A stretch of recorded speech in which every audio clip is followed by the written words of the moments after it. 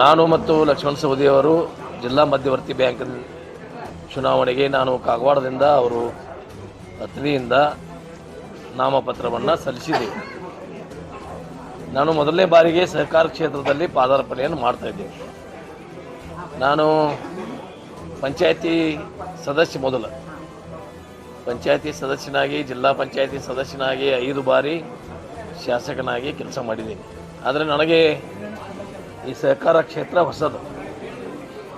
ಯಾಕೆ ನಾವು ಬಂದಿರಕ್ಕಿಲ್ಲ ಅಂದರೆ 30 ವಯಸ್ಸಿನ ತಾಲೂಕಾ ಒಂದೇ ಇರೋದ್ರಿಂದ ಅಲ್ಲಿ ಪ್ರತಿ ಸಲ ಲಕ್ಷ್ಮಣ ಸವದಿಯವರು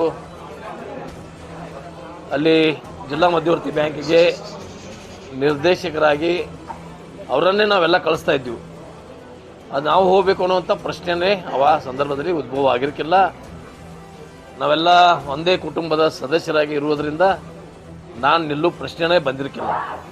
ಈ ಸಲ ಕಾಗವಾಡ ಹೊಸ ತಾಲೂಕು ಆಗೋದ್ರಿಂದ ಇವತ್ತು ಚುನಾವಣೆ ಅಲ್ಲಿ ಒಂದು ಇಡೀ ಜಿಲ್ಲೆಯಲ್ಲಿ ಕಾಗವಾಡ, ನಿಪ್ಪಾಣಿ, ಮೂಡಲಗಿ, ಯರಗಟ್ಟಿ, ಕಿತ್ತೂರು ಇವು ಹೊಸ ತಾಲೂಕು ಆಗೋದ್ರಿಂದ ಅಲ್ಲಿಯೂ ಪ್ರತಿನಿಧಿಗಳ ಜಿಲ್ಲಾ ಮಧ್ಯವರ್ತಿ ಬ್ಯಾಂಕಿಗೆ ಹೊಸವಾಗಿ ಆರಿಸಿಕೊಡ್ಬೇಕು ಅಂತ ಸರ್ಕಾರ ನೋಟಿಫಿಕೇಶನ್ನಿಂದ ನನಗೆ ಒಂದು ಅವಕಾಶ ಸಿಕ್ಕೋದ್ರಿಂದ ಎಲ್ಲರ ಒಂದು ಮನಸ್ಸನ್ನು ಒಲಿಸಿ ಎಲ್ಲರೂ ಅಭಿಪ್ರಾಯವನ್ನು ಕೇಳ್ಕೊಂಡು ನಾನು ಸ್ಪರ್ಧೆಯನ್ನು ಮಾಡ್ತಾಯಿದ್ದೇನೆ.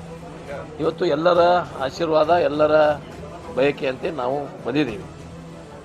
ಇವತ್ತು ಸ್ಪರ್ಧೆಗೆ ನಾವು ನಾಮಪತ್ರವನ್ನು ಸಲ್ಲಿಸಿದ್ದೀವಿ.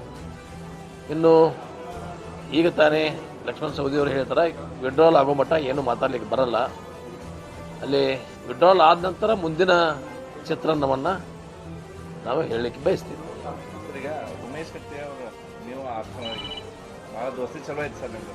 ಅವ್ರು ತಮ್ಮ ಕೂಡ ಇಲೆಕ್ಷನ್ ನಿಂತಿದ್ದಾರೆ ರಮೇಶ್ ಕತ್ತಿ ಅವರು. ಈ ಸಾಹೇಬ್ರು ಹೇಳಿದಂಗೆ ನಮ್ಮ ಗುಂಪು ಇದೆ, ಕರ್ಕೋತೀರಾ ಅಂತ ನಿಮ್ಮ ರಮೇಶ್ ಕತ್ತಿ ನೋಡ್ರಿ, ಇಲ್ಲಿ ಪ್ರಶ್ನೆ ಗುಂಪಾಗಾರಿಗೆ ಬರೋದಲ್ಲ. ನಾವು ಯಾವ ಗುಂಪದಾಗೂ ಇಲ್ಲ ಅಂತ ಹೇಳಿ ಲಕ್ಷ್ಮೀ ಸಹೋದರರು ಹೇಳಿದ್ರು. ನಾವು ಎಲ್ಲಿ ಯಾರಿಗೂ ಪರಾನೂ ಇಲ್ಲ, ವಿರೋಧನೂ ಇಲ್ಲ. ಆ ಪರವಾಗಿ ಮೊದಲನೇ ನಡ್ಕೊಂಡು ಬಂದಿದ್ದೀವಿ. ಇನ್ನು ಮುಂದೆ ಹಂಗೆ ಹೋಗ್ತೀವಿ. ನೋಡೋಣ, ಸಮಯ ನೋಡ್ರಿ. ಇವತ್ತು ನಾವು ಏನೂ ಹೇಳೋಕ್ಕಾಗೋದಿಲ್ಲ. ಇವತ್ತಿದ್ದ ದಿವಸ ನಾಳೆ ಇರಲ್ಲ.